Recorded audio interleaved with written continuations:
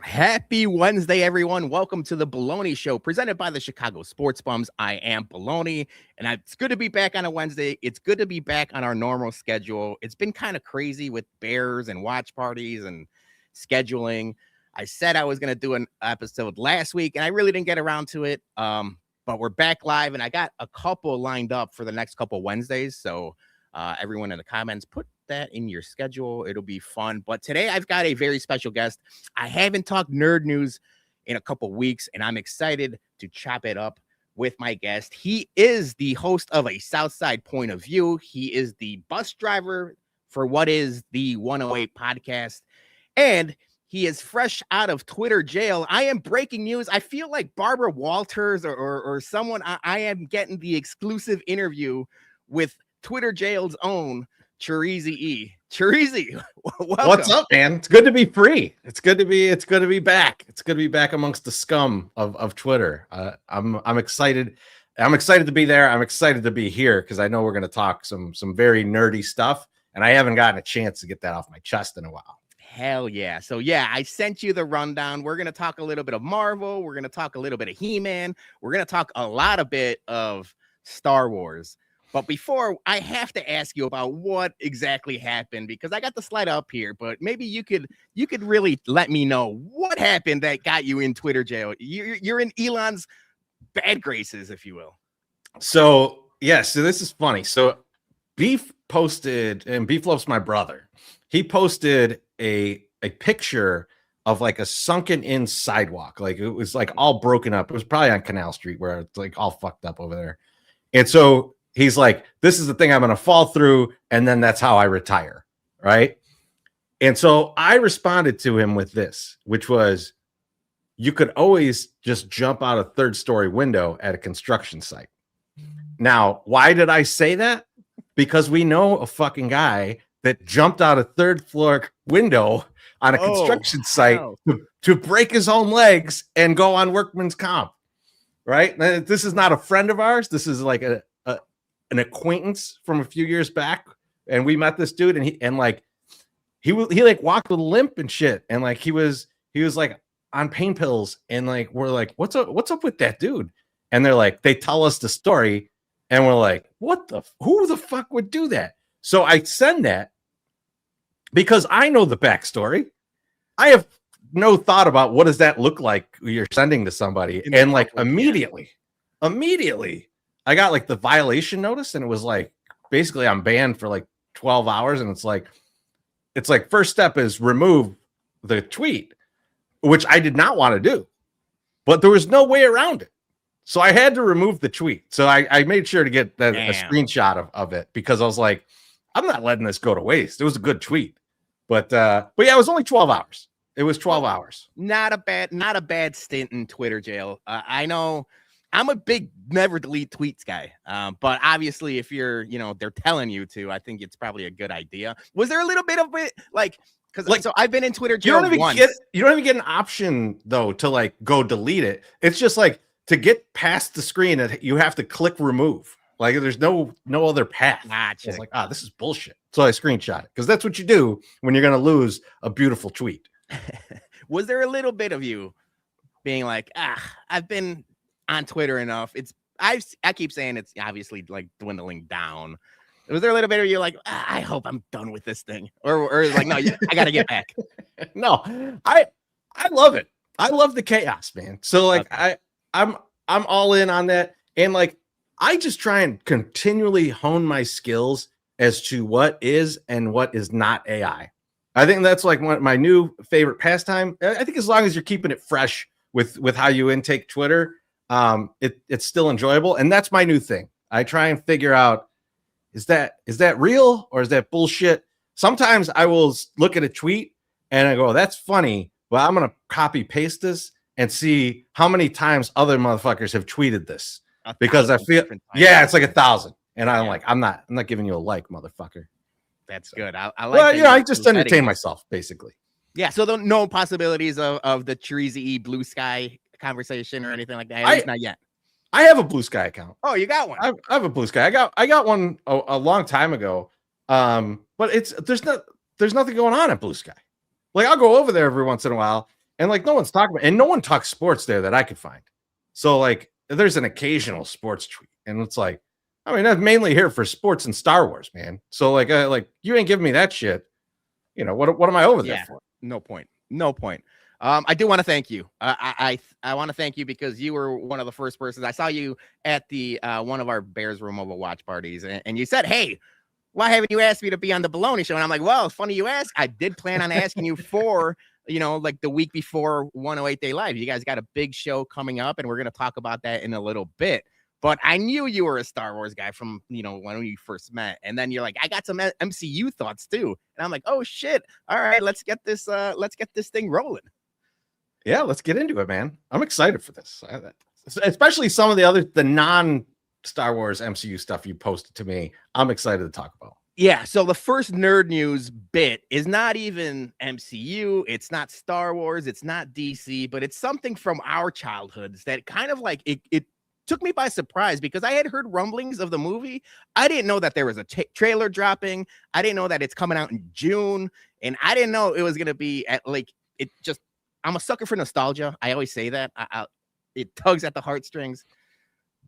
But it's He-Man, and it looks pretty good just from the little teaser trailer that they dropped. And I asked you pre-show, are you a big He-Man guy? Because everyone has their allegiances, especially in the 80s. Some people are Thundercat guys, G.I. Joe guys, He-Man. Where do you fall in that? So, like, a lot of my toys were He-Man. I loved He-Man. I loved that show. I was a big Orko guy. Guy, and I was a big Skeletor guy. So Skeletor looked really good in this, except I found out someone said that it's Jared Leto.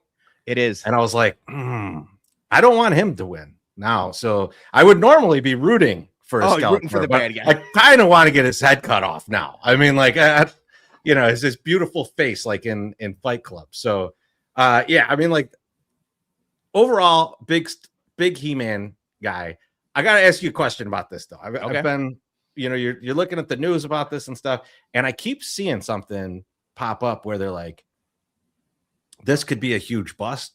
They spent like $200 million to make this movie, all this stuff. They keep mentioning the budget, and I'm wondering, do you think that is a marketing tactic?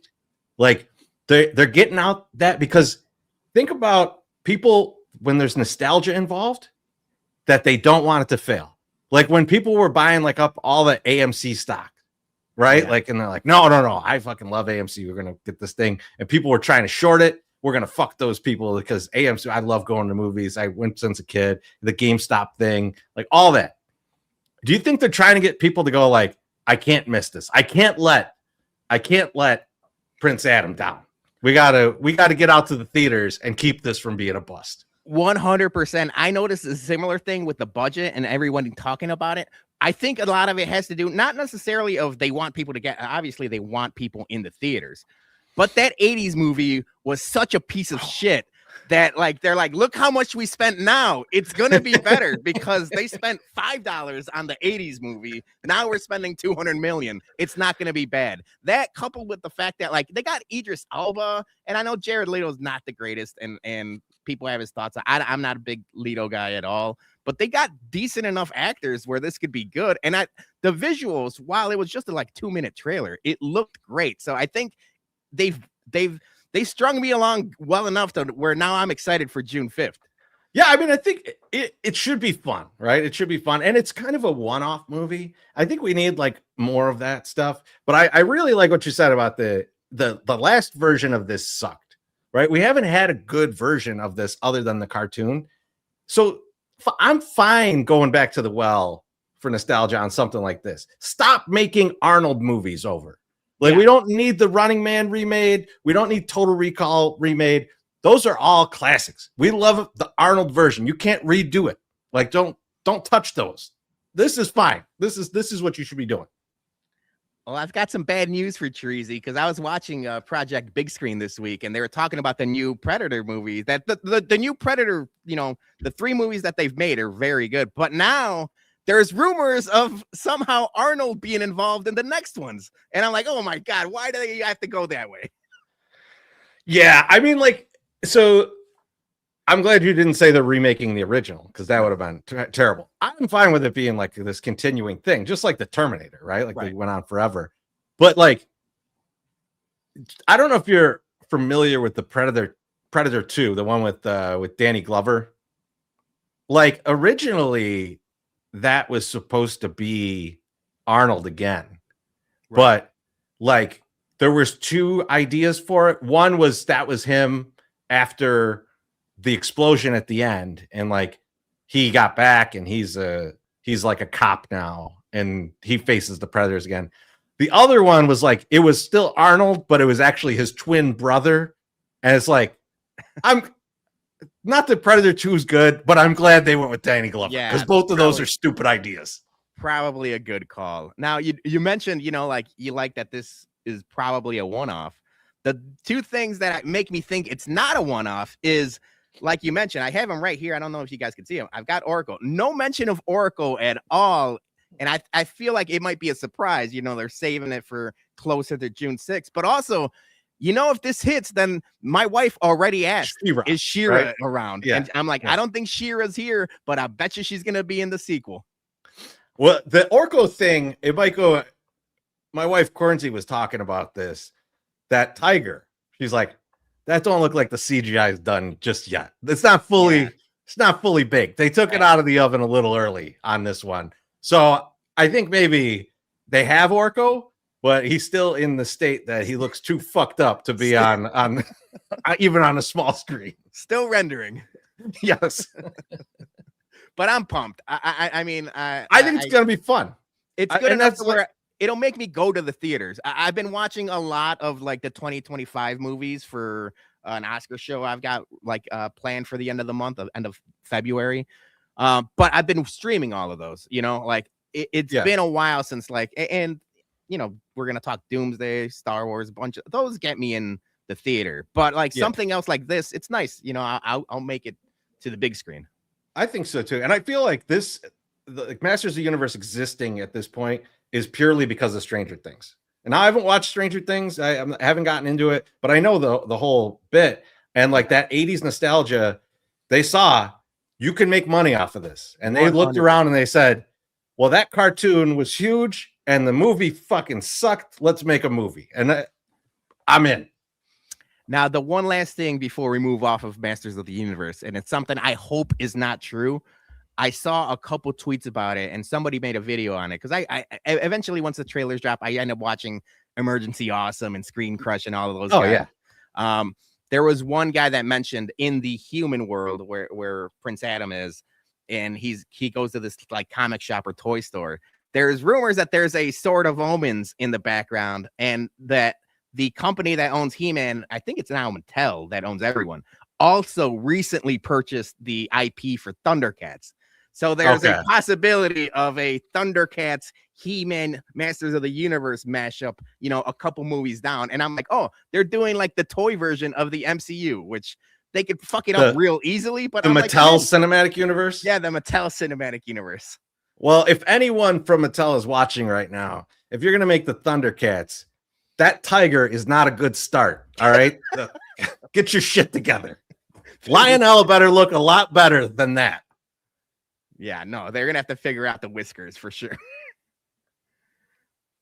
All right. Next up is I was a huge PlayStation 1, PlayStation 2 guy. I was a big Tomb Raider fan back in the day. And I think all of us growing up was a big Angelina Jolie fan of the Tomb Raider. Maybe not the movies, but Sophie Turner of Game of Thrones fame is going to be Lara Croft for a Tomb Raider series coming to Prime Video. And they teased this out last week, and people had their thoughts. I mean, it's a picture, and she looks close enough like Lara Croft, but people are up in arms about it. I was like, oh, let me get Chorizy's thoughts on it.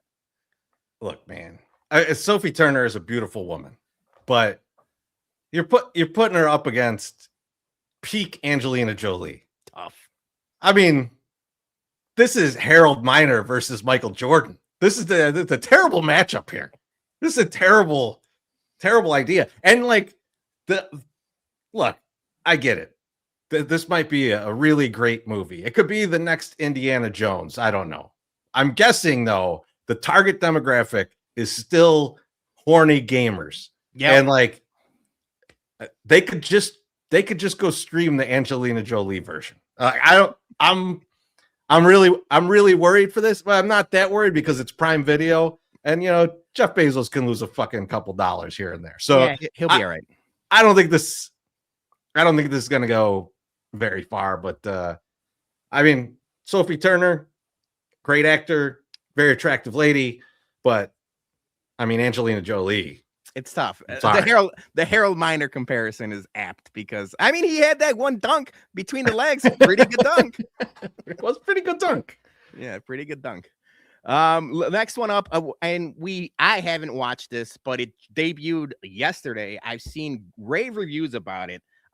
It's sitting right now on Rotten Tomato as a 90% critic score, 91% public score. It's a short watch. It seems like it's only six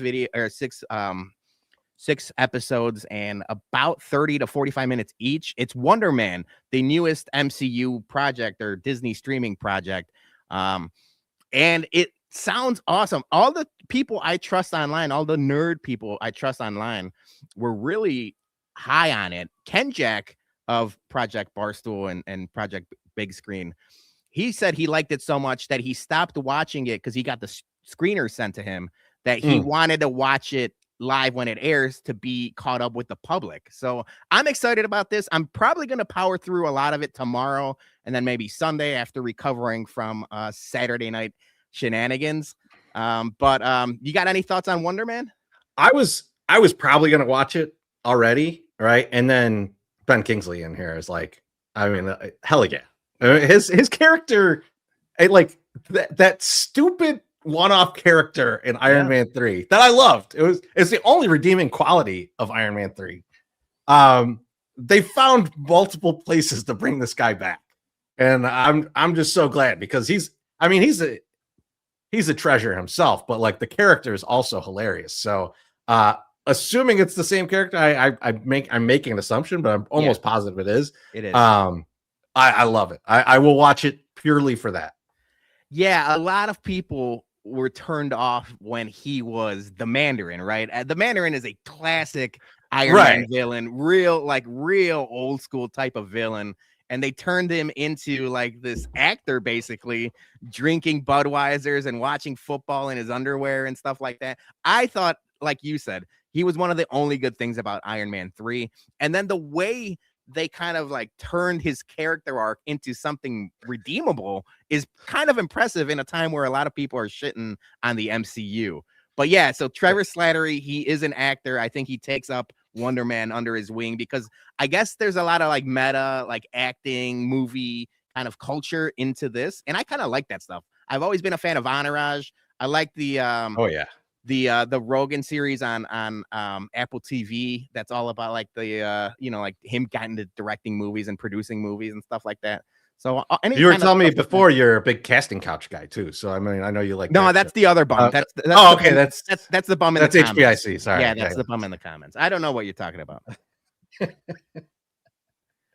You're like Fernando Mendoza over here. Yeah. Who knows who that is? Never heard of her. Bella Danger sounds like a wrestler, maybe. Wrestling something. No. All right, we're on to Avengers Doomsday. The hype is real. I mean, we're at 11 months. The movie doesn't come out till 11 months. I feel like there's something every day that drops. There's that clock. It's still running, right? Like that clock's going to be running. Like the literal doomsday clock is moving faster than the Avengers doomsday clock. I don't know if you saw that. We're in trouble. Yeah, that's not great. That's not great. I want to know how to do that. I want to know how to stream for 8 months straight. I mean, that's got to be picking up crazy views. Well, I don't know if it was. I thought we had talked to you about it. Maybe it was Beef Loaf or someone, but Jason had the really good idea that us as White Sox fan, we're counting down to 2029 and Justin Ishbia. So we thought we need to have 2 streaming clocks. So the first one is 2029, like opening day 2029, and the next one is 2032, the end of like the Ishbia deal. So it could be one of those two, but we need 2 clocks streaming. I don't know if the bums could figure out that technology though.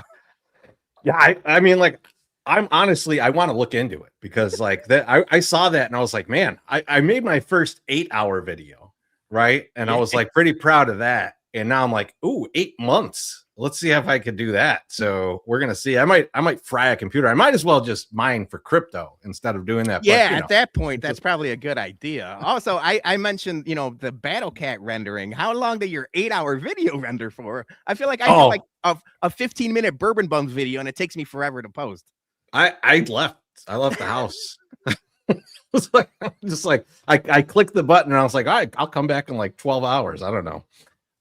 It didn't take as long as I thought it would, to be honest. I do have a question for you though on Doomsday. Yeah. Filoni. Is it a good idea to have like let's call it a 3-hour movie? I'm gonna guess it's gonna be about 3 hours. Probably. A 3-hour movie with every character you've ever had in any movie in the past 20 years. Is that a good idea? Is there enough time to get everybody on screen? Or is this going to be like just at the very beginning, everybody goes like the way of Alderaan and they just like blow them all up. And then they're like, well, there's 4 people left. And that's what this movie is.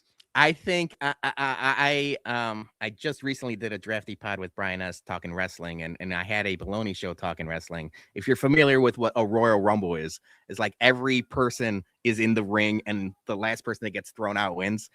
I feel like Avengers Doomsday is going to be very much a Royal Rumble where it's like, hey, all these people are coming back, but half of them are going to die within the first 15 minutes. Because 1, we can't pay all these guys, and 2, it's like we have to have some sort of storyline. So I think a lot of people are gonna get got.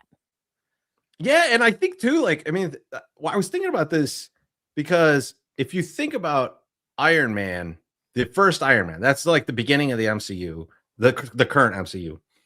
That's 18 years ago, right? Yeah. Like, so there's people who were born after that are still the target audience of this movie.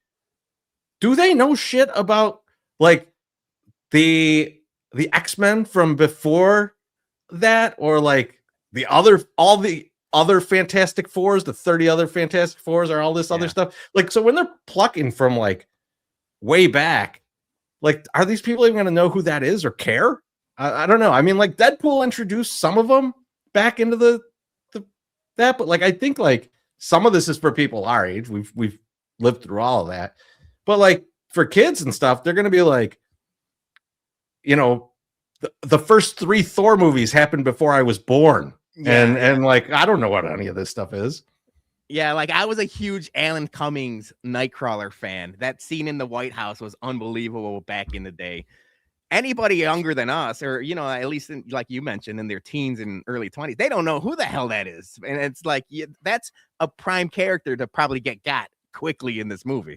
Yeah, I think he's gonna, and he spoiled. I don't know if you saw, he spoiled something on TV and gotten like a ton of trouble for it.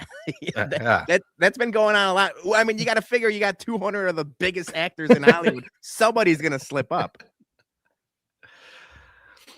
Johnny's in the comments saying, did we talk about He-Man yet? You missed it, buddy. You're going to have to go back.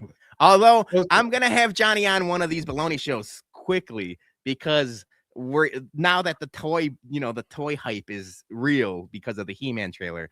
He had every toy under the sun in the 80s. Oh, man. He was that friend? He was that guy. So I want to talk 80s toys with Johnny. So Johnny, open your schedule up, because we're gonna talk that. Also, bad hosting by me. Gordo's probably asleep by now, but he did have a super chat early in Oh. the show. He says, cheers. Cheers. The guest host is a jerk. See, Gordo's smart. He's like, he sees through it. Like, he knows I'm a jerk. You know, a lot of people think I'm nice. I don't know why. It's a compliment in some parts. By the way, I'm drinking old style, and I just ate a Jets pizza. So we're gonna see how the rest. Jets pizza. I might need we need like a the 108. We need like a plumbing sponsor. I think that's our next. Sponsored by Roto-Rooter. I like that. That 911 one that's always in the bathrooms at the Sox game. I got to get them on. I got to get them on the roster. Yeah, they're always at the bathroom of the Sox games and the United Center. So Jerry's probably got a really good deal with Roto-Rooter. He's clogged up a toilet or two in his day. I'm gonna talk to Brooks about this. All right. So before we get to the main event, which is Star Wars talk, because this is really why I wanted to have you on, I'm going to play a quick ad for self-serving. It's for us. ShySportsBums.BigCartel.com is the home for all Chicago Sports Bums merch. We have Bears, Hawks, Sox, and Bums merch available. Anything you need to get ready for a big game or a Chicago Sports Bums event. Remember, all profits go directly back into our Whiskey at Comiskey tailgates to keep the beer and food free for everyone. So head over to ShySportsBums.BigCartel.com and pick up a couple Toot Tree shirts today. All right, so I'm here to talk Star Wars with Chorizy E, and I want to kind of start actually because when the He-Man trailer dropped and I got all excited about it, I put out my rankings, my top 10 rankings of like nostalgia in my youth, and people were shocked that Star Wars was not in it. And I told them I didn't get into Star Wars until the prequels came out, and I was a freshman year in high school. So before episode 1 to 3 came out, I went back and watched all of the originals, and I fell in love with them. And then I kind of hated the prequels, but I was at the age where I don't really hate them like a lot of Star Wars fans. I like them because I was a kid and I got the toys, and I've got Maul back here, and it's like they're a part of why I got into Star Wars. How did you get into Star Wars? Was it early on, or were you later in life? Really early. So I think I was like 3 or 4 when Jedi came out. And so I still remember I was probably like, I don't know, like 5 or 6 years old. And we're at the, you go to local video store. Like, I don't know, people remember, Video people our age. On Archer. That was our. Yeah. So I remember Video Strip. We had Take 3 Video that was like right around the corner from us. And we'd walk over there, and we're in there. And my dad's awesome. And he always had shit rigged up. Him and my grandfather could just like rig up any kind of bullshit. And they had this whole system for just like we'd rent something and then we would record it onto another tape. Oh, and like, hell yeah. And like, so we had this whole library of like shit. And so we're at the Take 3, and the guy from Take 3 is 4 feet from us because the video store is as big as my room right here.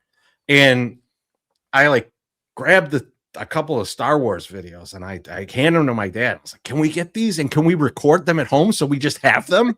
And he was like, shut the fuck up.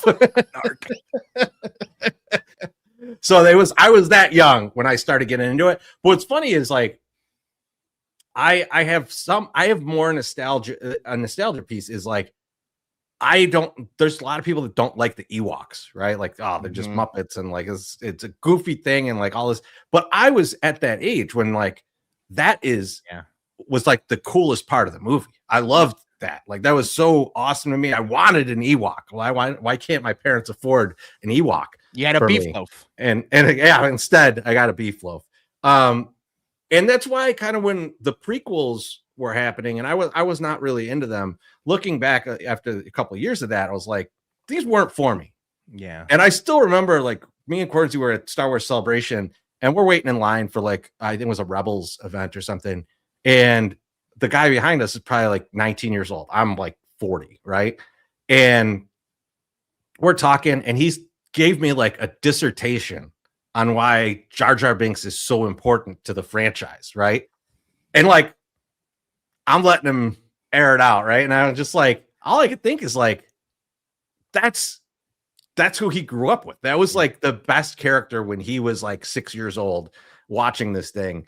and it was just like that sticks with you, right? And I think that's that's why the original trilogy for me, like that's the end all be all, like and stuff. So all the other stuff is icing on the cake. I could always just go back and watch Empire Strikes Back and just enjoy the hell out of it. I love that. I love that. But you're right, because like, like some people, it depends when you catch it, but like you hold those movies near and dear to your heart, even if they're not the greatest ones, like some people, especially younger ones, Rise of Skywalker, which I didn't like at all, but somebody out there loves that movie. And that's where man, wherever you catch it, there's someone who was blown away because they were like 8 years old. They're blown away by the Ray Palpatine thing and the Emperor coming back and stuff. Like, and like that's gonna stick with them, and they're gonna be like, that's a good movie. I don't know what you're talking about. I'll be 60 when I'm talking to them, so we'll see if I can even still talk. But yeah, I mean, like that. Everyone, it depends on when you grew up, what you saw. I mean, like someone 10 years older than us is probably like, He-Man, fuck you, what are you talking about? Right. So I mean, like, it is what it is, but I know what I like, and like it's cool that they've done a good job of spanning it for generations, because you go out to these Star Wars events and there are people like 3 years old to 100 years old. It's like the ages for Lego, basically. Now, while I mean, it's the on-running joke between, I think you could say it's both wrestling and Star Wars, but like no one hates wrestling like wrestling fans. No one hates Star Wars like Star Wars fans. And you mentioned the Ewoks. People were celebrating Yub Nub style when Kathleen Kennedy stepped down after 14 years at Lucasfilms. And I'm a Filoni guy, but Dave Filoni is handling the creative part. Lin-Wen Brennan is taking over the actual financial, the day-to-day business aspect of it. Where did you stand on Kathleen Kennedy? Because I know Jason was in the Jason. He's a Star Wars guy too, and he's not a fan. I'm kind of somewhere in the middle. I could see the good, I could see the bad. I feel like she was handed a really tough, like she was handpicked by George Lucas right when he basically sold it to Disney. So it's like you're starting off like at a tough spot. And like you could pick the good and the bad, but I feel like like there's a lot of people that are like celebrating that she's stepping down. Yeah, I mean, I think you don't realize how difficult her job is, and like and it's easy to forget like the really successful things that she did, right? And so like I'm not a huge fan of any president of any company, really. Like usually they fuck things up, and like they have to think about these things from a financial aspect. I don't, right? Like I don't have to think about it that way. So obviously I'm going to disagree with them. Just like I'm going to disagree with whoever comes next, because they're not going to do another Andor where they spend hundreds of millions of dollars to do a TV show where there's not a lightsaber in it, right? And so I think things like Andor, things like The Mandalorian, you've got to give her a little bit of credit for. But you've heard too much that she was the person in the room going, bring the Emperor back. Yeah. And it's like, wow, you're really meddling a little too. That's the owner talking to the GM and saying, why don't we get this guy? And like, that's where like my sports fandom, my just like general bullshit detector goes off and kind of goes like, if that's true, like, that's not being a good steward of this. You shouldn't be doing that. That's not your job in this case. Yeah, and it's also tough where like when you have a 14-year stretch, whether you are a president of Lucasfilms or a GM and stuff like that, it's way easier to nitpick the bad, right? So because like you have a stretch of time to where it's like, yeah, you could talk about like the Acolyte or Solo, the movie, or the ending of the last three movies, the trilogy. But yeah, like you mentioned, Andor, awesome. I mean, the fact that Mandalorian and that whole Mandoverse is going, and we're seeing things that we never thought we would see, right? I mean, we'll talk about it a little bit later, but like, and Admiral Thrawn is on our TV. I'm freaking out at like 2 in the morning when I'm watching this. It's like, this is unbelievable. Right, we got Thrawn back. I'm a Last Jedi guy. I'm like in the minority for sure. Okay. I like that movie.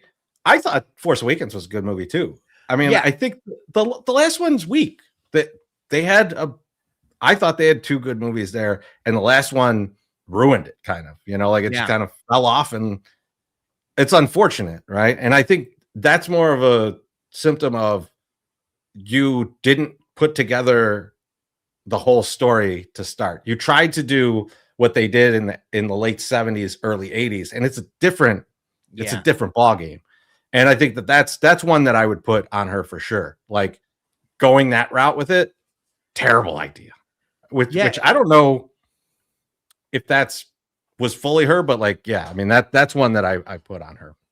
But yeah, like you mentioned, like the Force Awakens was a good start to that trilogy, right? Like it took a lot of the things that we grew up with, like in the first trilogy, and it's like, oh yeah, they're copying this, and this, but it all kind of worked, and it's like, oh yeah, they're tugging on the heartstrings. It's nostalgia, but they're bringing enough new things where it's like it feels fresh and new, and I'm like, okay, this is cool where it goes. And then from there, like you mentioned, the between it also I don't think help that like they jumped like directors and writers. It's like right, that's part of the problem, and that's why I don't think J.J. Abrams gets enough shit for Force Awakens, because he painted Rian Johnson into a corner because all that terrible shit's happening, right? Like Ben Solo has become Kylo Ren. He's taken over this shit. He's killing all these people. He's got the huge, new Death Star. He's got, or Star Killer Base, whatever they call it, Death Star. Mm-hmm. And then he kills Han, all this stuff, right? And like Luke's not there for any of it. But then Luke's there at the end. They find Luke. And it's like, well, what is he going to be? Like, he can only be one of 2 things. Rian Johnson has to pick between, was he just like a curmudgeon that's like, fuck all this, I'm out, I'm not doing anything? Or was he like a scared pussy hiding? Like, those were his 2 options. So when you're like, oh, Luke should be this brave warrior guy, I was like, well, he could have been if you had him in the first movie, but you didn't. So that's what you got to choose from. And Rian Johnson did, I think, a really good job with it. Yeah. No, I agree. But yeah, so like now Dave Filoni, like, and now this is where it's like he's got a full plate on his hands, but I trust Dave Filoni to be able to, whether you want to say right the shift or just carry on what he's doing. But I've always been a fan. I know, like, I didn't see many people complaining about them handing the keys over to Filoni. I think the only thing that there's a few things with it that I find interesting or funny. The first is when they announced it and they showed that Dave and Lin-Wen would be splitting this. I just thought of that Office episode where like Michael and Jim are going to be like leading the office, and Oscar's like, what country doesn't have 2 presidents? What ship doesn't have 2 captains? And like, in a funny way, I thought that was funny, but also like, this is a weird combination because Dave has full creative control, but not the checkbook. Right. And I think, good or bad, I think that's going to end up with the streaming service part of it being heavily animated, which Dave is awesome at. And he's going to put a lot of great stuff out there. But I kind of feel like from a financial aspect, they're going to be way more apt to do that than to spend a lot of money on a live action show for the streaming service. So I think you're going to see the movies become one thing, and then most of the streaming service be animation. And I think Dave is going to crush the animation. The movie thing is the tough part, and we'll see how that goes. But I like that Dave is very much into all of the Legends stuff. I don't like that he shies away from anything that is grounded and not like cosmic and not force filled. And there's good and bad with that, right? Like, we wouldn't have got the Mortis arc. We wouldn't have got the World Between Worlds if we had like a grounded dude. We wouldn't have wolves that can travel through the middle of a planet, I guess. Like all that kind of stuff we wouldn't get if it wasn't for Filoni, and he does a great job of that. I think he needs to find somebody, and maybe it's Favreau, to do more of like, we're going to do like a more grounded kind of series, or we're going to do a more grounded movie that's not necessarily force sensitive people or going into new galaxies and all this other shit, So I think that there's going to need to be a mix there. It's interesting that you mentioned it, because you mentioned Andor and how, it's not even one of the best Star Wars. It's just one of the better television series that came out. Unbelievable. Kathleen Kennedy had a lot to do with it. I don't know if Dave Filoni makes that kind of, or green lights that. Yeah. So it's like, it's interesting. They tried to put out some shit like that. He didn't like it. And it's like, yeah, bullshit. He was still there as like the creative control guy. And like, he was involved in this. He liked it. It's just, would this be his thing? Right. And I doubt that he would have said, yes, that's the show I want to do. So I think we might lose some of that. I am encouraged though, that they're still talking about the horror movie. And I read, the Star Wars, I shouldn't say read. I don't really read. I listen to the books. But there's like a whole, in the Legends series, there's a whole series of like horror books. And like there's one called Red Harvest, which is basically a zombie book. Oh, hell right. Yeah. And it's awesome. It's all Sith, right? And like, and it fits with all the stuff, like Sith trying to live forever, and they fuck it up, and they create like basically a zombie virus, and there's like destroying this planet, and like it's gory as hell. It's gory and it's a book, right? Like, so I think like if they were to do some stuff like that, if Filoni was going to take that leap, go, this was popular in Legends, let's give it some run, even if it's like that. What was that one? The Halloween thing that the MCU did. It was like with the werewolf.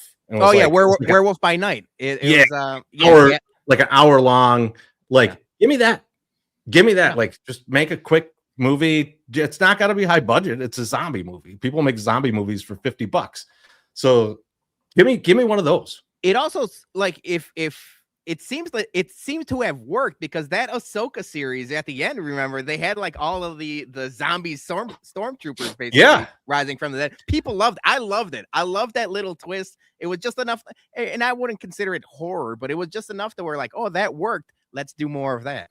Yeah, and this is very similar. So it's cool, but it's like at a Sith Academy, which I don't think we've ever seen anything like that. Yeah. So it's pretty. It could be really cool, Yeah. So speaking of like, Star Wars going into the future, Taika Waititi has been lined up to make a Star Wars movie, and there's really nothing. I still haven't heard anything concrete about it. No real casting, no real anything. But he was out this week talking about that the Star Wars movie was going to harness a little bit more fun from the original films. And I'm a big Taika Waititi guy. Like, I like What We Do in the Shadows a lot. I like Flight of the Conchords is one of the funnier. The Nadja's sign right back there. Awesome. I'm a big fan. Yeah. So Flight of the Conchords, me and Julie used to watch on HBO. Loved it. And then the two Thor movies, while Ragnarok is high on the list. Yeah. Love and Thunder, hit or miss, but Ragnarok I still consider probably one of the top 5 MCU movies. So I'm a huge fan. It's the most rewatchable. Yeah. I've watched it probably more than any of the other ones. So I agree. I love Taika, and there's two thoughts here. One is, if it's ever going to get done, it's going to get done under Filoni, and it'll be weird. Like, it'll be weird as shit. I'm hoping there's like, amongst like Star Wars Twitter and Reddit and all this stuff, for a long time, there's been like this question out there of like, can they make an all alien movie? Like, no human main character. Maybe there's a human in the background or something, but like all alien ass movie. Taika could make that movie. So like that's like the first thing. The second thing is, there's part of me that wants to believe that there's no movie at all, and this is all one of the craziest works of all time, and that maybe there will be like a documentary that Taika's made about just fucking with Star Wars fans for a decade. That'd be unbelievable. I'd be in on that. Yeah, it would be like Banksy level craziness. Like, so I there's part of me that believes that. I like that. But yeah, I haven't really heard much of it, but I saw the quote to this week, and I'm like, we gotta mention it here. Now, the bigger story that came out this week is that Dave Filoni's Mandoverse film is reportedly going to be reworked into a limited series for Disney Plus if The Mandalorian and Grogu flops at the box office, which zero chance of that happening whatsoever. I just don't think it's going to go the Solo route, where Solo only made like $88 million in the first like year of it. And it's like, holy cow, no one expected that from a Star Wars movie. But actually, Solo is a separate topic, and I take that one personally because they spent too much money on that movie. They did all the reshoots and all that stuff. And like, man, the original Dryden Voss was Michael K. Williams, man. That shit would have been incredible. I didn't know like, that. And like, but I still thought it was a good movie. That's a movie I rewatch on occasion because it's just a fun, fast-paced heist movie, right? And like, so I like it. I think that like it made a ton of money. It didn't make a ton of profit because they spent so much money on it. But that aside, this report, Filoni, this report, you are a veteran of White Sox Twitter. You've been around. The guy who reported this Daniel RPK dude, Daniel Richmond or Rochman, whatever the fuck his name is. He's the Portillo's hot dog. He's a guy. Like every time I see something from this dude, I'm like, this is made up bullshit. There's no way this guy has all these connections that he says, and the whole fucking team is flipping over, and like this guy still knows exactly what's going. Get the fuck out. This guy don't know shit. He's just throwing shit against the wall. Yeah, this is a lucky. Like I'm sure if it flops, there's going to be a lot of turmoil, right? Like I could make that report. You know, if the biggest movie they're spending the most money on ever flops, it's going to be bad. Bad things are going to happen. Oh, fuck. I'm a reporter now. This guy's fucking ridiculous. So, like, I'm not worried about this at all. Plus, as you said, this movie's going to make a fucking shitload of money. Like, everyone who likes Star Wars is going to go see this movie. And if they're not, they're going to at least stream the Mandoverse to get ready for when they're going to see this on streaming in 6 months or whatever. So, and it's not just us, because like my kids know who Grogu is. They know who Baby Yoda is. It's everyone's gonna it's gonna be kids, parents, grandparents. Everyone's gonna go watch this movie. So when I saw this, I thought the same thing. I'm like, this is bullshit. Like there's nothing to be worked up about. But now what you're saying, Daniel RPK, you're saying that Katy Perry's Booty Hole and Wet Butt 23 more reliable, better sources than better RPK. Sources. Interesting. Easy. That's good to know. That's good to know. So now I'll just ignore him whenever I see him on Twitter. And then this is the last Star Wars centric topic, but it's the biggest topic. Maul Shadow Lord. The trailer dropped and it looks awesome. It looks just as good as Rebels or just as good as Clone Wars. It's got the same vibe. It's got the same everything. You know, I watched 15 of the breakdown videos just to break down, you know, if he's having a ceremonial tea, if whose lightsaber is onto the side of it. I watched it all. But the one thing I will say now that, obviously Filoni's at the helm, I have huge hopes for all of this. It's part of me, because I grew up with the original, the episode 1 to 3, the first trilogy, and I've got them back there. I think a lot of us were expecting live action Maul.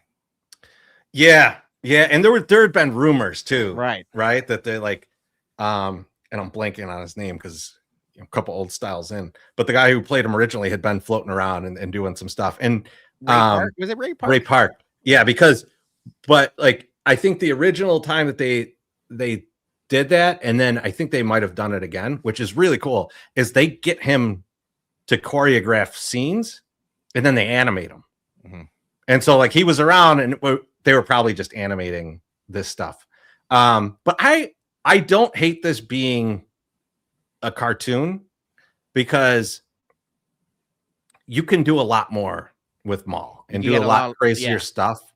And I think that some of it's going to just be that. And like, this is, I think, their best shot at doing an underworld show in the near term. And it's a show that like everybody's wanted since we got the leaked, like kind of part of the pilot that came out in like the 90s or whatever, that was supposed to be like this Star Wars underworld show. You can find it on YouTube if you're looking for it. This I think is the best extension of that. And so I think we're going to see some good stuff here. I think the whole Shadow Collective is going to be in it. I think it's going to, the Pikes are going to be in it already. And Steven Stanton's already out there that he's the Pike leader. Steven Stanton though is also Tarkin. So like, there's a chance that we'll get Tarkin in the show because still one paycheck basically. So I think there's a lot of great opportunity with this one, and it looks awesome. Like, I mean, like in terms of and I'm not just talking about how good the show looks, like the actual animation, some of the stuff they're doing, they're going like super old school with like, there's like practical backgrounds and like hand painted backgrounds and stuff, and some of the ships are actual ship models that then they frame into the thing. It's crazy, like the animation stuff that they're doing. So I'm very excited about it. I like the fact that there's brand new Jedi that they're bringing into this. So there's no reason they have to live. And so one of them, I don't know if you saw it, Pedro Serrano is like the Jedi Master in the show. Yeah, the green guy, like Dennis Haysbert is playing the Allstate guy. Yeah. He can't hit a curveball, but he's going to be really good in this show, I'm sure. And then the Twi'lek kid, I think it's going to be the first version of what he tried to do with Ezra Bridger, right? Like, so I think there's going to be, I'm hoping that they're putting this.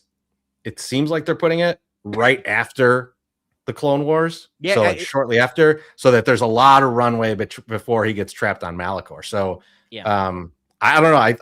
I don't think this is a one season show. I think this is going to be a number of seasons. In my head, best case scenario, because you mentioned it starts right after Clone Wars, and they're going to have as much runway as possible. I think you do 2-3 seasons, and then like we saw Clone War turn into a live action Ahsoka. I think that's the blueprint, right? You have a couple seasons and then turn it into, like they did the Mandoverse, maybe it's a Maulverse, and have like a one-off right before, like the end, basically. Or is it that they start doing more Sith shows, more Sith cartoons, leading up to kind of a series that's more an anthology of different Sith? Because my biggest hope for Filoni in all of this is that we get Plagueis. Like the Plagueis book is fantastic. It's Legends. He can bring as much of it in as he wants. I think too. I think a lot of people didn't like the Acolyte, but I think people that actually watched it enjoyed it quite a bit. I think though part of stopping it was, well, we're not going to let you have Plagueis.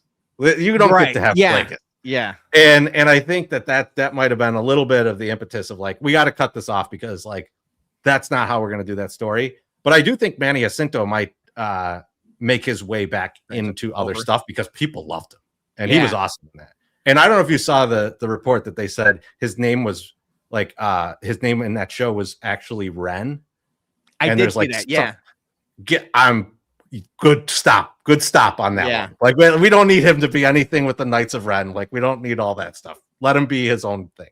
And like you mentioned, like, I think like I didn't mind it. I thought the Acolyte was good enough. It was, but I know it was expensive as well. Like just like everything else. That's the thing. Right now. That's the thing. It was so expensive. It's so expensive, and not enough people are watching it for us to carry over. But a lot of it might be like, hey, these stories are working. Let's use them for ourselves. So you got Manny Jacinto needs to stay. I want to see him in it. The fight scenes in that show were incredible. Like even if you like are like, I'm not watching that show, I don't want to watch that. Just go on YouTube and find all the fight scenes, the choreographed stuff. Yeah, when he shish kebabs those people, and then the fight between him and the Jedi Master at the end. I'm blanking on his name. Oh, Soul. Him and Soul fighting. That's an awesome fight, man. And it's like 15 minutes. Yeah. No, I'm excited for the future. I'm excited for Filoni. I'm excited for Mandoverse. I know, Heir to the Empire is going to be, everyone is, I'm all over that. Man. I love Throne. Yeah, man. I was excited to talk Stars with you, and this lived up to the hype. Not like some of the other series, but this definitely lived up to the hype. Before I let you go, I do want to talk a little bit of 108 Day Live, because you guys got your biggest event of the year this Saturday at Reggie's. Tickets still available, right? 108. Yes. 108.ing/party. Correct. Yeah, get out there, get some tickets. Otherwise, I'm going to give them away to people on the Sox staff, and you don't want that. You want to be there with us. You want to drink with us. You want to go. You want to contribute to the bar tab. Whoa, that's the main part. I had your brother on a couple weeks ago, and I said we have to make this like a telethon or some sort of like. I didn't know that there was a minimum last time we were at the big room, and I was like, now we got to make it a challenge. And the one waiters are up for a drinking challenge, so I think like I feel like between guests, maybe we get a tally. We get a tally. We announce that. See where we're at. Even if it's just like a whiteboard that we could. I'll hold it up. I'll be the Vanna White of the whiteboard if you guys need me to. But you said between guests, so you've announced 3 guests. You're announcing one tomorrow, but it's Scott Merkin, Sam Panayotovich, and Brooks Boyer so far. Yes, and I'm excited for this lineup. If you've never listened to a podcast with us and Sammy, they typically are supposed to be an hour. Just like we're going to go way over the 45 minutes we talked about. These are supposed to be an hour, like with Sammy, and they never go less than 3, right? And so he's going to be electric. He's going to come in he's coming from another party. So that's always going to be good. Not Sox Fest. Not Sox Fest. I don't know if that's a party or a funeral. We don't know what that's going to be, but we'll be there. And then Merck is always good. And Merck usually has some good insights. And like one of the things we're going to talk to Merck about is like the young players and the battles in spring training. But also Merck is the first year that he had a Hall of Fame ballot. So we're going to get into Hall of Fame ballot. I got some questions for him about his Hall of Fame ballot. I'm going to tell the audience that he didn't take Mark Burley though, so like that they freak out, but he did. He did, yeah. I remember. We'll throw it out there. I remember he tweeted out his. I think I quote tweeted. I thought it was a pretty decent ballot. I don't think there's not much to nitpick on. I got a nitpick. I got one. Save so I'll save it for Saturday. We'll get in on that, and then Brooks. Brooks is really open with us about a lot of things. So I'm hoping that we get a good open conversation about what it's like going through another rebuild and marketing another rebuild, because I don't know how you do it. Like you're asking people to trust again, and they trusted you last time, and so I'm interested to see how he feels about a lot of that stuff. But we got a bunch of questions for him, of course, and then we got one more guest, and that guest is always a lot of fun. So we're excited. We'll announce that tomorrow. That's awesome. I'm excited about it. I know, the bums and everyone in the comments are excited about it. We've called it, like White Sox Twitter prom, basically. So it'll be good to see everyone after, we're counting down the days to opening day and Whiskey at Comiskey and everything else. So this will be a good, bridge for that. If it's prom, I want to see how you guys dress up. I want to see what kind of, maybe you get the full cowboy gear like you're in Los Tigres del Norte. Oh man, if you're telling me and Joey P will put on a show, but no, I'm typically, my winter is my hibernating stage. I might just show up in this hoodie and hat. Like I just don't change. I don't shower. I'm just in my basement doing podcasts and taking my kids to school. So we'll see though. All right. So I do this with every guest. Before I let you go, we do a little bit of a speed round. It's been right. It depends. It changes with every guest and their likes and everything like that. So. My first couple of questions are going to be music related because you are a big music guy, and I kind of want to have you back on just to talk music. Now that we've talked Star Wars, we're going to have to run it back with a couple other things. But you've toured with bands, you've done a lot with music and live shows. What's the best concert you've ever been to?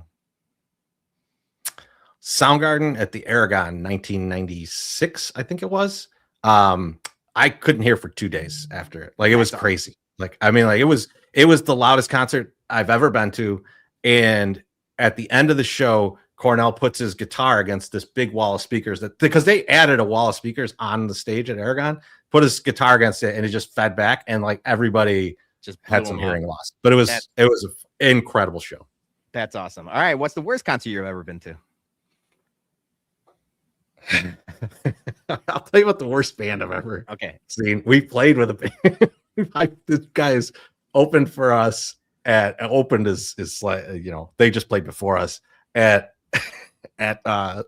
Fireside Bowl. I will not name them because that's just Fireside Bowl. But the bass player did not tune his guitar the entire time, and he dropped it twice and still did not tune it. It was a master class in being bad at music. It was incredible. Just raw dog and a guitar. I like that. I can respect that. All right. Last one, music related. What is your concert bucket list? Is there a band you didn't get to see, or maybe still around but haven't got to see? Oh man. So I mean, probably the biggest band that I've never seen live that I would that I'd still want to go see is Guns N' Roses. Because I did not go the last time they came through, and I heard they were great. And so I think Guns N' Roses probably. I've never seen Metallica either. That's another one that's big. So those two I think would probably be on there. I've been lucky enough to see a lot of my favorite bands that are still alive. Like there's tons of bands that I'm sad I never saw, right? Yeah. Because like someone passed away. But yeah, those two probably the big ones. All right, we talked Star Wars. We talked about like how you got into them. Favorite Star Wars character? Thrawn. Thrawn is yeah. So I'm a huge. If you're talking the actual movies, it's Vader, right? Like so. Yeah. Marry, fuck, kill. Din Djarin, Boba Fett, Jango Fett. Kill Jango Fett, and the OG. Yeah, I would basically kill him the same way that Mace did, because that's an excellent kill. With Boba holding the helmet. Yeah, I'd fuck Boba Fett because I can't quite trust Boba Fett. He's been a bad guy quite a bit. And I'd marry Din Djarin. Loyal, yeah, good family man. Definitely. And my kid has magic powers. Then I'm my stepson can magically heal me if I am dying. So I'm going there. That's a good answer. What color lightsaber for Chorizy E? My lightsaber, I have one, and I did the whole bit, and I went red. I got to go red. Hell yeah, that's what that would have been my answer. All right, who's gonna be the drunkest at 108 Day Life? Ooh, that's an interesting. Like out of the three of us, are you talking, or just in general? Could be anybody. Did anyone get Arjun a ticket? That's but good call. Good call. You know what? I'm gonna go because I don't think it's happened yet. I'm gonna go My Sock Summer because I think I've been the drunkest at a few of these. Beef definitely was one. One of them, he was electrified. Yeah. So I'll go MSS this time. I think MSS will be I like that. We'll make sure to shove him a couple of 2-3 shots so your prediction comes true. All right, we got two left. They're sports related. Who wins the Super Bowl? At halftime of the Patriots Broncos game, I bet the Seahawks to win the Super Bowl. So I'm sticking with it. That's a good call. I got the same one. Last one. How many wins do the White Sox end with? With the current roster that they have, 65. Okay. That's pretty good. I saw some projections earlier today. Somebody was tweeting about 51 wins. I was like, we can't go backwards. Even with this route, even with them trading Luis, we can't go backwards. 65, I'll take 65. The Sir Anthony thing handles too many one-run games that they would normally lose. It helps. So I'm being positive and saying 65, but I still can't bet the over. 65 and a half? Yeah.